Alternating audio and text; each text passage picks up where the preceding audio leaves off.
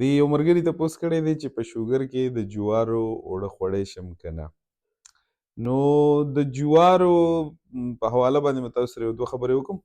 د بعضې خلکو یو مسله جوړیږي د جوارو روټۍ خوړلو سره، او یا د هغوی معده سختېدل شروع شي، یا هغوی ته د ګیس مسله شروع شي. مطلب دا دی چې په معده کې ګیس جوړېدل شروع شي، هغوی ته چې کوم دی نو هغه اډرکي راتلل شروع شي او معده سختېدل شروع شي.